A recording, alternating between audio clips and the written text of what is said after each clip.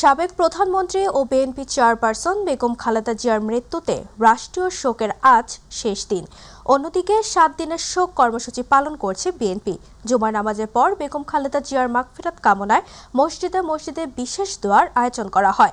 এছাড়া মন্দির, গির্জা ও প্যাগোডা সহ সব ধর্মীয় উপাসনালয়ে বিশেষ দোয়া ও প্রার্থনার আয়োজন করা হয়। অন্যদিকে রাজধানীর নয়াপল্টনে বেগম খালেদা জিয়ার মৃত্যুতে শোক বয়ে শোকের আবহে স্বাক্ষর করছেন সাধারণ মানুষ সহ দলীয় নেতাকর্মীরা। বিস্তারিত ইলিয়াস মাদবরের রিপোর্টে। দলীয় প্রধান ও সাবেক প্রধানমন্ত্রী বেগম খালেদা জিয়ার মৃত্যুকে কেন্দ্র করে 7 দিনের শোক পালন করছে বিএনপি।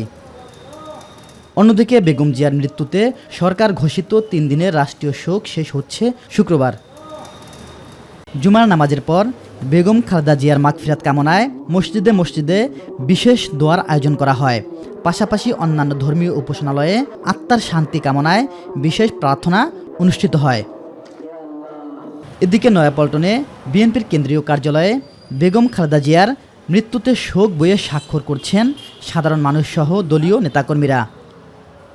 তার আদর্শকে লালন করে আমরা ওইভাবে চলার চেষ্টা করব এবং সকল নেতাকর্মীরা ওইভাবে চলবেন।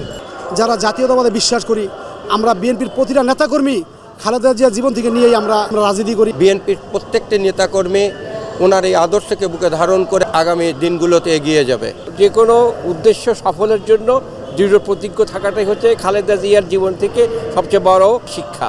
আমরা মনে করি বাংলাদেশের ইতিহাসে এর মতো নেত্রী অন্তত আর শত শত বছরে আর কখনো ফিরে আসবে না। খালেদা জিয়ার আদর্শকে ধারণ করে সামনে এগিয়ে যাবে বিএনপি, এমনটাই প্রত্যাশা তাদের। ইলিয়াস মাদবর, মাই টিভি, ঢাকা। বিএনপি চেয়ারপারসন ও সাবেক প্রধানমন্ত্রী দেশনেত্রী বেগম খালেদা জিয়ার রুহের মাগফিরাত কামনায় সিলেটে দোয়া মাহফিল অনুষ্ঠিত হয়েছে। জুমার নামাজ শেষে সিলেট জেলা মহানগর বিএনপির উদ্যোগে বন্দর বাজারের কালেক্টরেট জামে মসজিদের সামনে এই দোয়া মাহফিল আয়োজন করা হয়।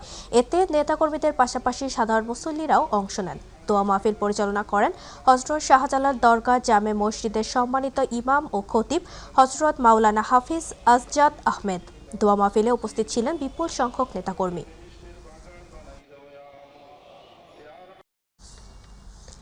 বিএনপি চেয়ারপারসন ও দেশের প্রথম নারী প্রধানমন্ত্রী এবং সাবেক 3 বারের সফল প্রধানমন্ত্রী আপোষহীন দেশনেত্রী বেগম খালেদা জিয়ার আত্মার মাগফিরাত কামনায় যশোরের মসজিদে মসজিদে দোয়া মাহফিল অনুষ্ঠিত হয়েছে। বাদ জুমা বিএনপির উদ্যোগে দোয়া মাহফিল অনুষ্ঠিত হয়। শহরের দরাটানা জামে মসজিদে অনুষ্ঠিত দোয়া মাহফিলে উপস্থিত ছিলেন যশোর 3 সদর আসনে বিএনপি মনোনীত প্রার্থী এবং দলের খুলনা বিভাগীয় ভারপ্রাপ্ত সাংগঠনিক সম্পাদক অনিন্দ ইসলাম অমিত সহ অন্যান্যরা। এছাড়া জেলা সদর থেকে শুরু করে সকল উপজেলা, পৌর সদর, ইউনিয়ন এবং ওয়ার্ড পর্যায়ে সকল মসজিদে দোয়া মাহফিল অনুষ্ঠিত হয়।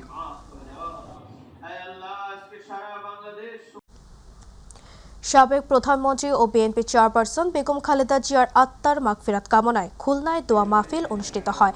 আজ জুমাবাদ খুলনা নগরী টাউন মসজিদে খুলনা মহানগর বিএনপি এর উদ্যোগে বিশেষ দোয়া ও মিলাদ মাহফিলের আয়োজন করা হয়। নামাজ শেষ করে বেগম খালেদা জিয়ার রুহের মাগফিরাত কামনা করে বিশেষ মোনাজাত করা হয়।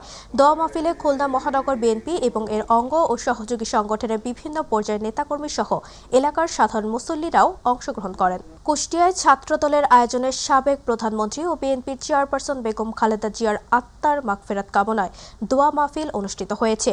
বাদ জুমা কুষ্টিয়া কেন্দ্রীয় বড় জামে মসজিদে অনুষ্ঠিত উক্ত দোয়া মাহফিলে কেন্দ্রীয় বিএনপির স্থায়ী কমিটি, স্থানীয় সরকার বিষয়ক সম্পাদক ও সাবেক এমপি অধ্যক্ষ সোহরাবউদ্দিন, জেলা বিএনপির আহ্বায়ক কুতুবউদ্দিন আহমেদ, সদস্য সচিব ও কুষ্টিয়া 3 আসনের বিএনপি প্রার্থী প্রকৌশলী জাকির হোসেন সরকার, কুষ্টিয়া 2 আসনের বিএনপি প্রার্থী ব্যারিস্টার রাকিবউফ চৌধুরী, কুষ্টিয়া জেলা ছাত্রদলের আহ্বায়ক মোজাক্কির রহমান রাব্বি ও সদস্য সচিব খন্দকার তসলিম উদ্দিন নিশাত সহ বিএনপি ছাত্রদল ও অঙ্গ সংগঠনের হাজারো নেতাকর্মী এবং সাধারণ মানুষ অংশ নেয়। ব্রাহ্মণবাড়িয়ায় বিএনপি অঙ্গ ও সহযোগী সংগঠনের উদ্যোগে সাবেক প্রধানমন্ত্রী বিএনপি চেয়ারপারসন বেগম খালেদা জিয়ার আত্মার মাগফিরাত কামনায় কোরআন খতম ও দোয়া মাহফিল অনুষ্ঠিত হয়েছে। বাদ জুমা শহরের কাজীপাড়া কাজী মোহাম্মদ শাহ দরগা মসজিদে 8 নং ওয়ার্ড বিএনপির সাধারণ সম্পাদক মোহাম্মদ ইকবাল হোসেনের সভাপতিত্বে এ সময় উপস্থিত ছিলেন যুক্তরাজ্য বিএনপির ফোরামের সভাপতি শাহ মোহাম্মদ ইব্রাহিম, ওয়ার্ড বিএনপির সিনিয়র সহসভাপতি হাফিজুর রহমান, জেলা যুবদলের সহ সাধারণ সম্পাদক মোহাম্মদ শরীফ নূর সহ বিএনপি ও অঙ্গ সহযোগী সংগঠনের নেতাকর্মীরা। মোনাজাত পরিচালনা করেন খতিব শরীফ উদ্দিন আফতাবি। এ সময় বেগম খালেদা জিয়ার আত্মার মাগফিরাতের পাশাপাশি দেশ ও জাতির শান্তি ও সমৃদ্ধি কামনা করা হয়। চাঁদপুরের মতলব উত্তরের সাবেক প্রধানমন্ত্রী ও বিএনপি চেয়ারপারসন বেগম খালেদা জিয়ার রুহের মাগফিরাত কামনায় বিশেষ দোয়া ও মিলাদ মাহফিল অনুষ্ঠিত হয়েছে। বাদজুমা উপজেলার ঐতিহ্যবাহী ফরাজিকান্দি দরবার শরীফে ফাতেমাতুজ জোহরা মসজিদ প্রাঙ্গণে এই দোয়া মাহফিল অনুষ্ঠিত হয়।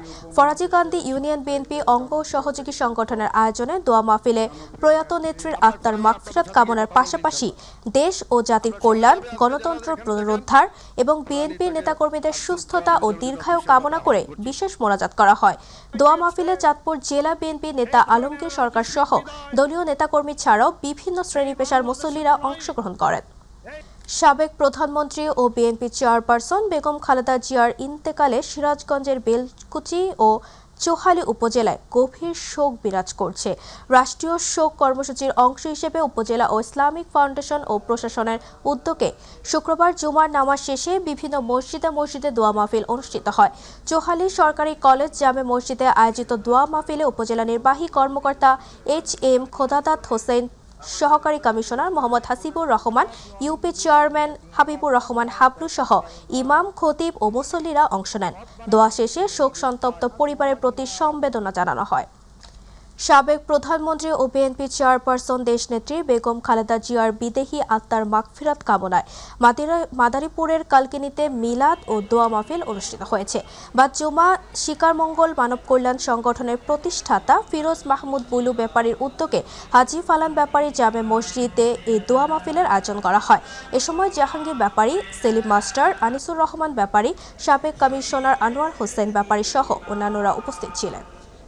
গণপ্রজাতন্ত্রী বাংলাদেশ সরকারের 3 বারের সাবেক প্রধানমন্ত্রী ও বেগম খালেদা জিয়ার আত্মার মাগফিরাত কামনা করে চুয়াডাঙ্গা জেলার বিভিন্ন মসজিদে বিশেষ দোয়া ও মিলাদ মাহফিল অনুষ্ঠিত হয়েছে। দুপুরে জুমার নামাজের পর জেলা শহরের মসজিদ সহ জেলার সকল মসজিদে সাবেক প্রধানমন্ত্রী বেগম খালেদা জিয়ার আত্মার মাগফিরাত কামনা করে বিশেষ দোয়া অনুষ্ঠিত হয়। বিএনপি শান্তিপূর্ণ ও স্থিতিশীল বাংলাদেশ দেখতে চায়, এই মন্তব্য করেছেন দলটির স্থায়ী কমিটির সদস্য আমির খসরু মাহমুদ চৌধুরী। আজ সকালে নগরীর প্যারেড মাঠে বৌদ্ধ ধর্মাবলম্বীদের সর্বোচ্চ ধর্মীয় গুরু মহামান্য সংঘরাজ্য ডক্টর জ্ঞানশ্রী মহাস্থবিরের স্মরণ সভায় তিনি সব কথা বলেন। আমির খসরু বলেন, দেশে দীর্ঘদিন ধরে অস্থিরতা চলছে, শান্তি ও মানুষের কল্যাণে সবাইকে ঐক্যবদ্ধভাবে কাজ করতে হবে।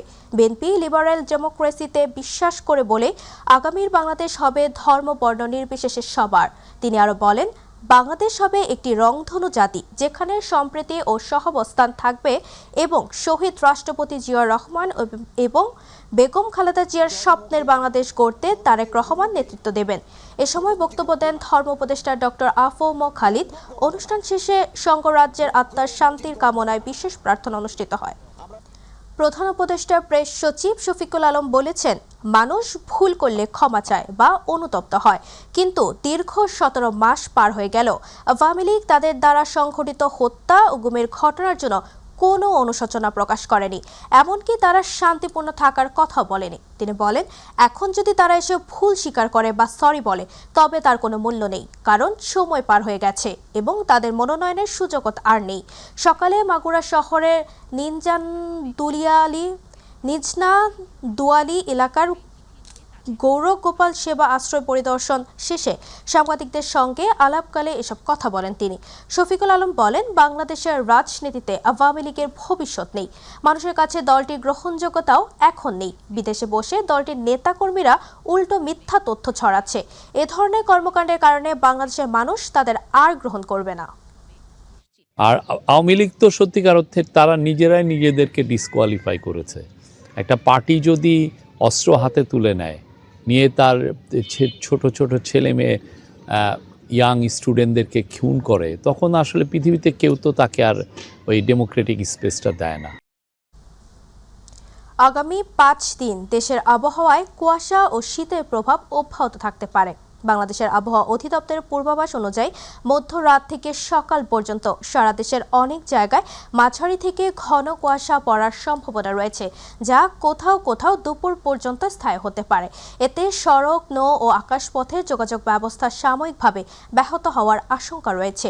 একই সঙ্গে কয়েকটি জেলার উপর দিয়ে বয়ে যাওয়া মৃত শৈত্যপ্রবাহের প্রভাব আরও বিস্তৃত হতে পারে এবং আগামী দিনগুলোতে দেশের বিভিন্ন অঞ্চলে তাপমাত্রা আরও কমার আভাস দিয়েছে আবহাওয়া অফিস।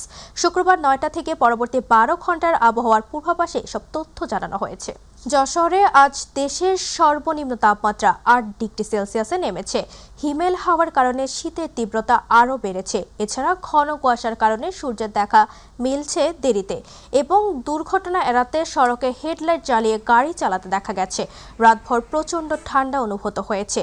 প্রচণ্ড শীতে আগুন জ্বালিয়ে কিছুটা উষ্ণতা নেওয়ার চেষ্টা করছেন মানুষ। এদিকে আজও 250 শয্যা যশোর জেনারেল হাসপাতালে ঠান্ডাজনিত রোগীর বাড়তি চাপ রয়েছে। জেলার বিভিন্ন সরকারি ও বেসরকারি হাসপাতালগুলোতে একই অবস্থা বিরাজ করছে।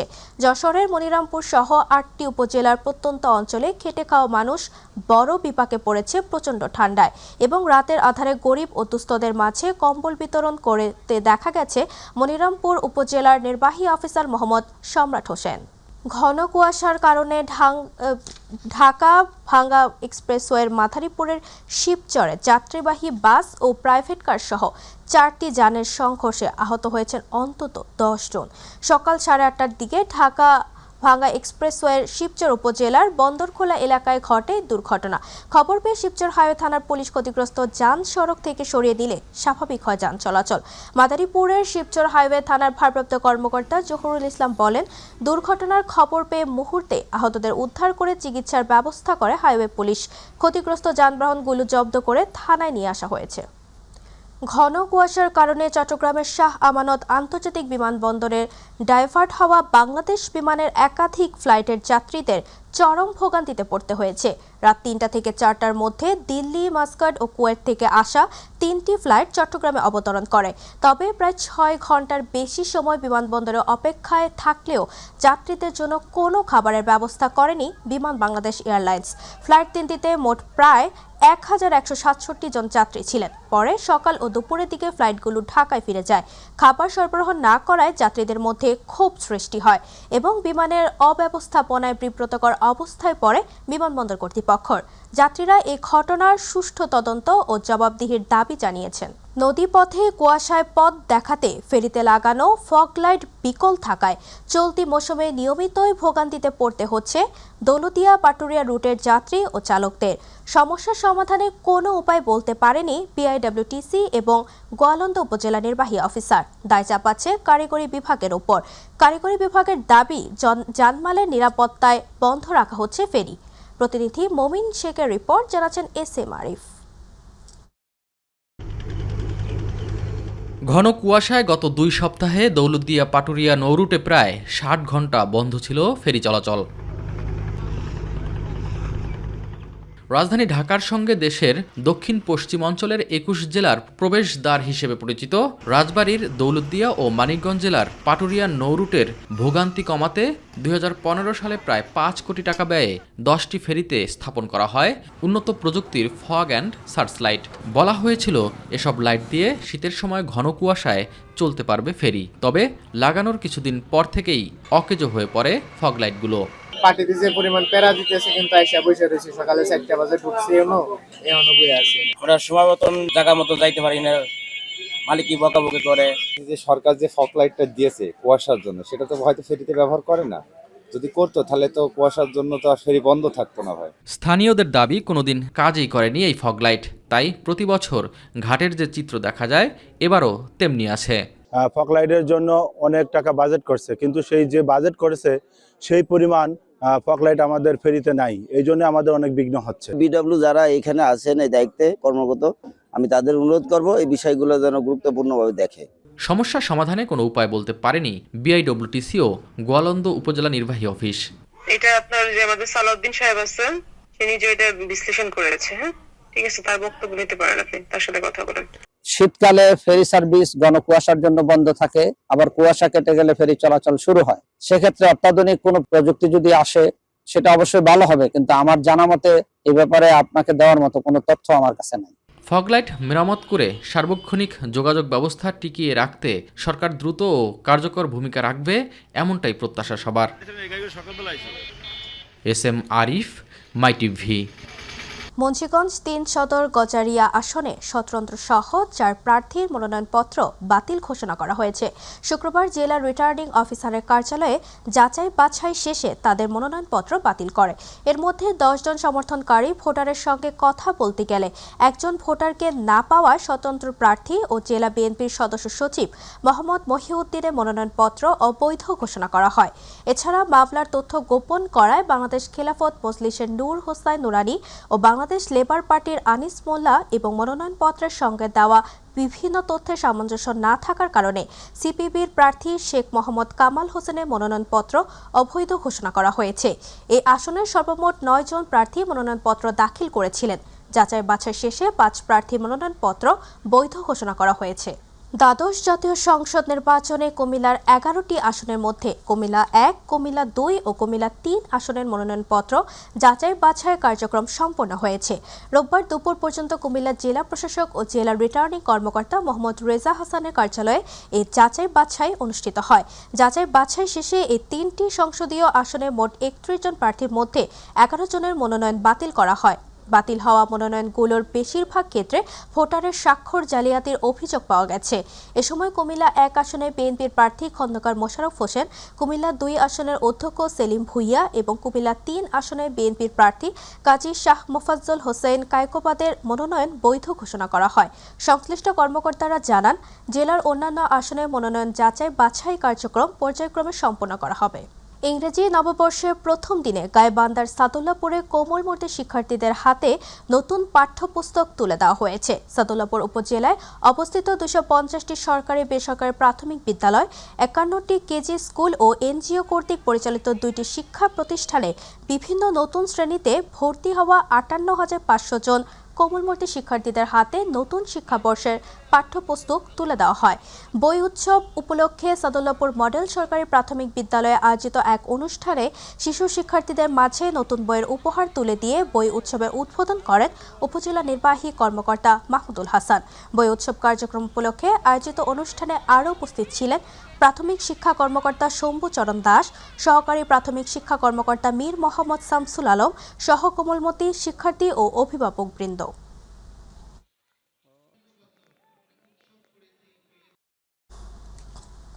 চট্টগ্রাম বিশ্ববিদ্যালয় 2025-26 শিক্ষাবর্ষে প্রথম বর্ষ স্নাতক ভর্তি পরীক্ষা আজ শুক্রবার শুরু হয়েছে।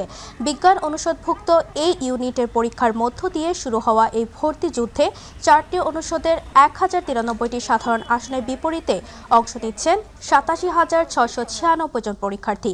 ফলে আসন প্রতি লড়ছেন প্রায় 80 জন। বিশ্ববিদ্যালয় কর্তৃপক্ষ জানিয়েছে, অনলাইনে আসন বিন্যাস প্রকাশ করা হয়েছে এবং প্রবেশপত্রের QR কোড স্ক্যান করেও পরীক্ষার্থীরা নিজেদের আসন জানতে পারছেন। এবার ভর্তি পরীক্ষার ফলে এসএসসি ও এইচএসসির জিপিএ যুক্ত করা হচ্ছে না এবং পোষ্য কোটও বাতিল করা হয়েছে। উল্লেখ্য, 4টি ইউনিটে মোট পরীক্ষার্থী 2,33,000-এর বেশি, যেখানে আসন প্রতি প্রতিযোগী প্রায় 56 জন। সদ্য শেষ হওয়া বছর জুড়ে মূল্য বৃদ্ধির চাপ থাকলেও নতুন বছরের শুরুতে চট্টগ্রামের বাজারে কিছুটা স্বস্তি পেয়েছেন ক্রেতারা। আজ সকালে নগরে বিভিন্ন বাজার ঘুরে দেখা যায় শীতকালীন সবজির দাম উল্লেখযোগ্যভাবে কমেছে। বেগুন, ফুলকপি, বাঁধাকপি ও মূলা কেজিতে 30 থেকে 40 টাকায় বিক্রি হচ্ছে। টমেটো, সিম ও শালগম 40 থেকে 50 টাকার মধ্যে রয়েছে। আলুর দামও কমে নতুন আলু 30 থেকে 35 টাকা এবং পুরনো আলু 20 থেকে 25 টাকায় বিক্রি হচ্ছে। ডিম ও মুরগির দাম স্থিতিশীল থাকলেও মাছ, মাংস ও মুদি পণ্যে স্বস্তি মেলেনি। সামুদ্রিক ও দেশি মাছের দাম এখনও তুলনামূলকভাবে চড়া রয়েছে বলে জানান ক্রেতারা। চট্টগ্রাম শিক্ষা বোর্ডের নতুন চেয়ারম্যান হিসেবে দায়িত্ব গ্রহণ করেছেন অধ্যাপক আব্দুল্লাহ আল মামুন চৌধুরী। মাধ্যমিক ও উচ্চ মাধ্যমিক শিক্ষা বোর্ডে আনুষ্ঠানিকভাবে যোগদান করেন তিনি। এ সময় বিদায়ী চেয়ারম্যান অধ্যাপক ইলিয়াস উদ্দিন আহমেদ সহ বোর্ডের ঊর্ধ্বতন কর্মকর্তারা উপস্থিত ছিলেন। অনুষ্ঠানের শুরুতে রাষ্ট্রীয় শোক দিবস উপলক্ষে 1 মিনিট নীরবতা পালন এবং সাবেক প্রধানমন্ত্রী বেগম খালেদা জিয়ার রুহের মাগফিরাত কামনায় দোয়া ও মোনাজাত করা হয়। নতুন চেয়ারম্যান বলেন, শিক্ষার মানোন্নয়ন মনোন্নয়ন, ঝরে পড়া রোদ এবং শিক্ষক শিক্ষার্থী বান্ধব পরিবেশ গড়ে তুলতে তিনি কাজ করবেন। উল্লেখ্য, শিক্ষা মন্ত্রণালয়ের প্রজ্ঞাপনের মাধ্যমে গত 18 ডিসেম্বর তাকে এই পদে নিয়োগ দেওয়া হয়। শীতের তীব্রতা বাড়ায় অসহায় মানুষের পাশে দাঁড়ালেন চট্টগ্রামের জেলা প্রশাসক ও জেলা ম্যাজিস্ট্রেট মোহাম্মদ জাহিদুল ইসলাম মিয়া। গভীর রাতে তিনি সশরীরে নগরীর বিভিন্ন এলাকায় ঘুরে শীতার্ত ও ঘুমন্ত মানুষের গায়ে কম্বল জড়িয়ে দেন। দামপাড়া, শোলশহর রেল স্টেশন, মুরাদপুর, চকবাজার, চেরাগি পাহাড়, লালদিঘি সহ বিভিন্ন এলাকায় মোট 600টি কম্বল বিতরণ করা হয়। এ সময় জেলা প্রশাসক শীতার্ত শিশুদের খাবারের জন্য তাৎক্ষণিক সহায়তা দেন এবং একজন ভাসমান পরিবারের পুনর্বাসনের আশ্বাস দেন। জেলা প্রশাসক জানান, শীতার্ত ও অসহায় মানুষের পাশে দাঁড়ানো প্রশাসনের নৈতিক দায়িত্ব এবং এ ধরনের মানবিক কার্যক্রম অব্যাহত থাকবে। সিরাজগঞ্জে তাড়াশের সরকারিভাবে বরাদ্দকৃত কম্বল গভীর রাত পর্যন্ত দরিদ্র মানুষের বাড়ি বাড়ি গিয়ে বিতরণ করছেন তাড়াশ উপজেলা নির্বাহী অফিসার নুসরাত জাহান। উপজেলা প্রশাসন সূত্র জানায়, তাড়াশ উপজেলার জন্য এবছর সরকারিভাবে দরিদ্র মানুষের জন্য 1545 পিস কম্বল বরাদ্দ করা হয়। এসব কম্বল তীব্র শীত উপেক্ষা করে তিনি শীতার্ত মানুষের মাঝে সন্ধ্যা থেকে গভীর রাত পর্যন্ত বাড়ি বাড়ি গিয়ে বিতরণ করেন। সাতক্ষীরায় গরিব, অসহায় ও সাধারণ মানুষের স্বাস্থ্যসেবা নিশ্চিত করতে বিনামূল্যে অ্যাম্বুলেন্স সার্ভিস চালু করা হয়েছে। সকালে শ্যামনগর উপজেলার নূরনগর বাজারে এই বিনামূল্যে অ্যাম্বুলেন্স সেবার উদ্বোধন করেন শ্যামনগর উপজেলা বিএনপির সাবেক সভাপতি মাস্টার আব্দুল ওয়াহেদ।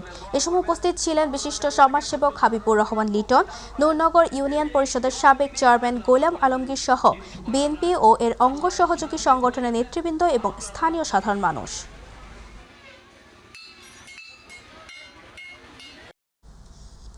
নড়াইলে লোহাগড়া উপজেলার মাসিক সমন্বয় সভা উপজেলা নির্বাহী অফিসার শাম্মী কায়সারের সভাপতিত্বে অনুষ্ঠিত হয়েছে। মাসিক সমন্বয় সভায় লোহাগড়া উপজেলা বিভিন্ন দপ্তরের কর্মকর্তাগণ ও বিভিন্ন ইউনিয়নের চেয়ারম্যান, সাংবাদিক, সুধীজনেরা উপস্থিত ছিলেন। সভায় উপজেলা ইঞ্জিনিয়ার মোহাম্মদ জসিম, কৃষি অফিসার মুনমুন সাহা, মাই টিভির নড়াইল প্রতিনিধি মোহাম্মদ খায়রুল ইসলাম সহ আরও অনেকে উপস্থিত ছিলেন।